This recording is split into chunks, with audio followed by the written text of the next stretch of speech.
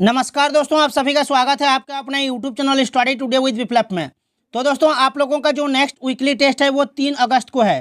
3 अगस्त को आप लोगों का वीकली टेस्ट होने वाला है। तो आज की इस वीडियो में हम क्लास 8 के साइंस यानी कि विज्ञान पेपर के लिए कुछ वेरी वेरी इंपॉर्टेंट क्वेश्चंस को देखने जा रहे हैं। आज की इस वीडियो में हम ऑब्जेक्टिव क्वेश्चंस को भी देखेंगे, साथ ही साथ सब्जेक्टिव क्वेश्चंस को भी देखेंगे। सारे के सारे सवाल पेपर के लिए वेरी वेरी इंपॉर्टेंट रहने वाला है। यही सवाल आपको डायरेक्ट वीकली टेस्ट में देखने को मिलेगा। ये हमारा सेट 2 है, ये हमारा सेट 2 वीडियो है। इससे पहले हम लोग सेट 1 देख चुके हैं। सेट 1 का लिंक आपको इस वीडियो का डिस्क्रिप्शन में मिल जाएगा, ठीक है। साथ ही साथ आप लोग टेलीग्राम चैनल में भी जुड़ जाइएगा। टेलीग्राम चैनल का लिंक आपको इस वीडियो का डिस्क्रिप्शन में मिल जाएगा। तो चलिए वीडियो को स्टार्ट करते हैं। तो चलिए शुरू करते हैं। पहला सवाल है कि केंद्रक में कौन सा द्रव्य पाया जाता है? केंद्रक द्रव्य, केंद्रिका द्रव्य, कोशिका द्रव्य या राजधानी? देखिए, केंद्रक झिल्ली के अंदर केंद्रक द्रव्य पाया जाता है। केंद्रक द्रव्य आपका सही उत्तर हो जाएगा। केंद्रक में कौन सा द्रव्य पाया जाता है? केंद्रक द्रव्य। नेक्स्ट सवाल है कि जंतु कोशिका में क्या अनुपस्थित होता है? जंतु कोशिका में क्या अनुपस्थित होता है? कोशिका झिल्ली, केंद्रक, जीव द्रव्य, कोशिका भित्ति। देखिए, जंतु कोशिका में कोशिका झिल्ली, केंद्रक, जीव द्रव्य जो है उपस्थित होता है, बट कोशिका भित्ति नहीं, ठीक है। कोशिका भित्ति पौधे कोशिका में पाया जाता है, पौधे कोशिका में, ठीक है। जंतु कोशिका में नहीं, पौधे कोशिका में पाया जाता है, इसलिए इसका सही उत्तर होगा कोशिका भित्ति। नेक्स्ट सवाल है कि क्लोरोप्लास्ट किसमें पाया जाता है? क्लोरोप्लास्ट, देखिए क्लोरोप्लास्ट और कोशिका भित्ति याद रखिएगा।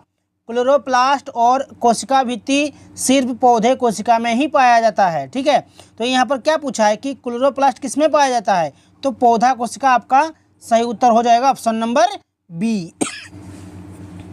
नेक्स्ट सवाल है कि अमीबा एक एकल कोशिकीय जीव है। अमीबा एक एकल कोशिकीय जीव है, इसके एक ही कोशिका में होता है। अंतर्ग्रहण, पाचन, अवशोषण और उत्सर्जन दोनों, ये सभी क्रियाएं, ठीक है। तो ऑप्शन नंबर डी आपका सही उत्तर हो जाएगा। ये सभी क्रियाएं कोशिका में होता है, ऑप्शन नंबर डी। नेक्स्ट सवाल है कि सर्वप्रथम कोशिका की खोज किसने की थी? सर्वप्रथम कोशिका की खोज किसने की थी? Robert Hooke, Charles Darwin, John Mendel या एरिस्टोटल? तो इसका जो सही उत्तर हो जाएगा, सर्वप्रथम कोशिका की खोज रॉबर्ट हुक ने की थी 1665 ईस्वी में, ठीक है। 1665 ईस्वी में, ये भी आपको याद रखना है, एग्जाम के लिए इम्पोर्टेंट है। नेक्स्ट सवाल है कि सर्वप्रथम जीवित कोशिका की खोज किसने की थी? देखिए, सर्वप्रथम जीवित कोशिका की खोज एंटन वन लीeuwenhoek ने की थी। एंटन वन लीeuwenhoek आपको याद रखना है, ऑप्शन बी सही होगा। नेक्स्ट सवाल है, ये हमारा दूसरा सेट होगा। इससे पहले हम लोग सेट 1 देख चुके हैं। सेट 1 का लिंक आपको इस वीडियो का डिस्क्रिप्शन में मिल जाएगा, ठीक है। उस वीडियो को देख के जाना। साथ ही साथ आपको टेलीग्राम में जुड़ना है। टेलीग्राम चैनल का लिंक आपको इस वीडियो का डिस्क्रिप्शन में मिल जाएगा, ठीक है। उसमें आप लोग जुड़ जाइएगा। नेक्स्ट जो सवाल है कि सजीवों के शरीर की सबसे छोटी रचनात्मक और क्रियात्मक इकाई को क्या कहते हैं? सजीवों के शरीर की सबसे छोटी रचनात्मक और क्रियात्मक इकाई को क्या कहते हैं? तो कोशिका कहते हैं। क्या कहते हैं? कोशिका, ऑप्शन नंबर ए आपका सही उत्तर हो जाएगा। नेक्स्ट सवाल है कि इनमें से आकार में सबसे छोटी कोशिका किसकी है? सबसे छोटी कोशिका, आकार में सबसे छोटी कोशिका जो है माइकोप्लाज्मा, ठीक है। माइकोप्लाज्मा है, आपको याद रखना है, ऑप्शन नंबर बी। नेक्स्ट सवाल है कि इनमें से कौन सी एकल कोशिका है? इनमें से कौन सी एकल कोशिका है जो आकार में बड़ा होने के कारण नग्न आँखों से भी देखा जा सकता है?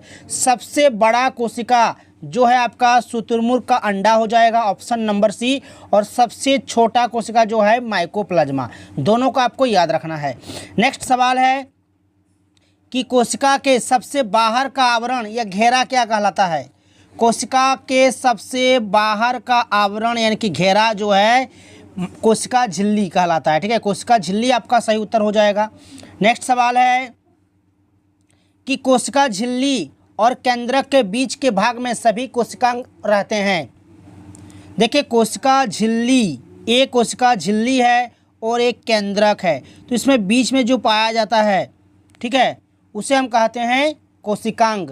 और एक कोशिका द्रव्य में पाया जाता है, ठीक है। बीच वाला भाग को हम कोशिका द्रव्य कहेंगे, जिसमें कोशिकांग पाए जाते हैं। तो ऑप्शन बी सही होगा, कोशिका द्रव्य। नेक्स्ट सवाल है कि कोशिका को सर्वप्रथम कब देखा गया था? कोशिका को सर्वप्रथम कब देखा गया था? 1665 ईस्वी में। ठीक है, ऑप्शन नंबर ए होगा सही उत्तर। इसकी खोज रॉबर्ट हुक ने की थी। नेक्स्ट सवाल है कि सूक्ष्मजीवों और कोशिकाओं को देखने के लिए उपयोगी विशेष यंत्र क्या कहते हैं? उसे क्या कहते हैं? तो उसे सूक्ष्मदर्शी कहते हैं। सूक्ष्मजीवों और कोशिकाओं को देखने के लिए उपयोगी विशेष यंत्र क्या है? तो सूक्ष्मदर्शी है। ठीक है, सूक्ष्मदर्शी आपका सही उत्तर हो जाएगा। कोशिका का ऊर्जा गृह, कोशिका का ऊर्जा गृह किसे कहते हैं? पावर हाउस किसे कहते हैं? माइटोकॉन्ड्रिया को। ठीक है, ऑप्शन नंबर ए सही होगा। माइटोकॉन्ड्रिया को कोशिका का ऊर्जा गृह कहा जाता है। नेक्स्ट सवाल है कि एक कोशिकीय जीव का उदाहरण निम्नलिखित में से कौन सा है? एक कोशिकीय जीव इनमें से अमीबा हो जाएगा। अमीबा एक कोशिकीय जीव है, ऑप्शन ए सही होगा अमीबा। सभी से रिक्वेस्ट है वीडियो को कंप्लीट देखिएगा, वीडियो को लाइक और शेयर कीजिएगा। सारे के सारे सवाल पेपर के लिए वेरी वेरी इंपॉर्टेंट है। यही सवाल आपको डायरेक्ट वीकली टेस्ट में देखने को मिलेगा। नेक्स्ट जो सवाल है कि कोशिका में गुणसूत्र कहाँ पाए जाते हैं? कोशिका में गुणसूत्र कहाँ पाए जाते हैं? तो केंद्रक में। ठीक है, ऑप्शन ए सही होगा केंद्रक। नेक्स्ट सवाल है कि समान कोशिकाओं का समूह जो विशिष्ट अंग का निर्माण करता है। समान कोशिकाओं का समूह जो एक विशिष्ट अंग का निर्माण करता है उसे कहते हैं उत्तक। क्या कहते हैं? उत्तक। ऑप्शन डी सही होगा। तो ये था ऑब्जेक्टिव क्वेश्चंस। अब देखेंगे हम लोग सब्जेक्टिव क्वेश्चंस को। चलिए नेक्स्ट सवाल है सब्जेक्टिव का। पहला सवाल है सब्जेक्टिव का कि पौधे कोशिका में कोशिका भित्ति का क्या कार्य है? देखिए, कोशिका भित्ति पौधे कोशिका को ताप में परिवर्तन, तीव्र गति से चलने वाली वायु, वायुमंडलीय नमी आदि परिवर्तनों से सुरक्षा प्रदान करती है। कोशिका भित्ति पौधे कोशिका को ताप में परिवर्तन, तीव्र गति से चलने वाली वायु, वायुमंडलीय नमी आदि परिवर्तनों से सुरक्षा प्रदान करती है। ठीक है, नेक्स्ट जो सवाल है कि किस कोशिकांग को कोशिका का ऊर्जा गृह कहा जाता है? तो माइटोकॉन्ड्रिया। माइटोकॉन्ड्रिया को कोशिका का ऊर्जा गृह कहा जाता है। यह भोजन के ऑक्सीकरण तथा ऊर्जा उत्पादन का कार्य करता है। यह भोजन के ऑक्सीकरण तथा ऊर्जा उत्पादन का कार्य करता है। यह ऊर्जा की सब बड़ी मात्रा मुक्त करती है।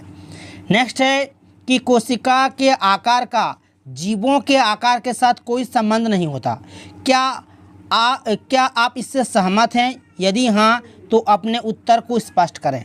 देखिए, कोशिका जीव के शरीर की सूक्ष्मतम संरचनात्मक और कार्यात्मक इकाई होती है।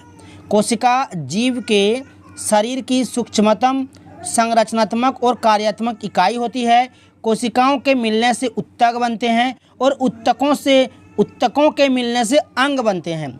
अंगों के संयोजन से अंग तंत्र बनते हैं और अंग तंत्रों से जीव की रचना होती है। ठीक है, तो इसी प्रकार यद्यपि कोशिकाओं के आकार भिन्न होते हैं, फिर भी कोशिकाओं के आकार का जीन के आकार के साथ कोई संबंध नहीं होता है। ठीक है, कोशिका से उत्तक बनता है, उत्तकों के मिलने से अंग का निर्माण होता है और अंगों से अंग तंत्र का निर्माण होता है, फिर अंग तंत्रों से जीव की रचना होती है। इसी प्रकार कोशिकाओं के आकार भिन्न होते हैं, फिर भी कोशिकाओं के आकार का जीन के आकार के साथ संबंध नहीं होता है। नेक्स्ट जो सब्जेक्टिव सवाल है वेरी वेरी इंपॉर्टेंट सवाल है। ठीक है, वीडियो को लाइक कीजिएगा, शेयर कीजिएगा। नेक्स्ट जो सवाल है कि कोशिका द्रव्य और केंद्रक द्रव्य में क्या अंतर है? क्या ये दोनों द्रव्यों को संयुक्त रूप से क्या कहा जाता है? कोशिका द्रव्य और केंद्रक द्रव्य में अंतर लिखें। ये दोनों द्रव्यों को संयुक्त रूप से क्या कहा जाता है? देखिए, प्लाज्मा झिल्ली यानी कि कोशिका झिल्ली और केंद्रक झिल्ली के बीच जो स्थान होता है उसमें कोशिकांग पाए जाते हैं। ये हो गया आपका कोशिका झिल्ली यानी कि प्लाज्मा झिल्ली। ठीक है, और बीच में आपका केंद्रक है। ठीक है, और ये कोशिका झिल्ली और केंद्रक में जो बीच वाला ये वाला भाग है, ठीक है, उसे हम कहते हैं कोशिका द्रव्य, जिसमें विभिन्न कोशिकांग पाए जाते हैं। इस क्षेत्र में जो द्रव्य भरा होता है उसे कोशिका द्रव्य कहते हैं। केंद्रक झिल्ली से घिरे हुए क्षेत्र को केंद्रक कहते हैं। ठीक है, केंद्रक झिल्ली से घिरे हुए क्षेत्र को केंद्रक कहते हैं। इसमें केंद्रक के उपांग होते हैं। केंद्रक में भरे हुए द्रव्य को केंद्रक द्रव्य कहते हैं। देखिए कोशिका द्रव्य और केंद्रक द्रव्य, ठीक है, कोशिका द्रव्य और केंद्रक द्रव्य को संयुक्त रूप से जीव द्रव्य कहते हैं, ठीक है। इसी प्रकार से आपको इसका उत्तर लिखना है। लास्ट जो सब्जेक्टिव सवाल है कि कोशिका में क्रोमोसोम अथवा गुणसूत्र कहाँ पाए जाते हैं, कोशिका में क्रोमोसोम अथवा गुणसूत्र कहाँ पाए जाते हैं, उनके कार्यों का वर्णन करें। देखिए कोशिका में क्रोमोसोम अथवा गुणसूत्र केंद्रक में पाए जाते हैं। कहाँ पाए जाते हैं? केंद्रक में। गुणसूत्र जीन के धारक हैं तथा आनुवंशिक गुणों अथवा लक्षणों को जनक से अगली पीढ़ी में स्थानांतरित करते हैं, ठीक है। गुणसूत्र जीन के धारक हैं तथा आनुवंशिक गुणों अथवा लक्षणों को जनक से अगली पीढ़ी में स्थानांतरित करते हैं। इसी प्रकार से इस क्वेश्चन का आंसर आपको लिखना है। तो ये था क्लास 8 साइंस पेपर के लिए कुछ वेरी इंपॉर्टेंट क्वेश्चंस। वीडियो को अगर अच्छा लगा है तो लाइक और शेयर कीजिए। चैनल में जुड़े रहने के लिए चैनल को सब्सक्राइब करके रखिए। तो मिलते हैं नेक्स्ट वीडियो में।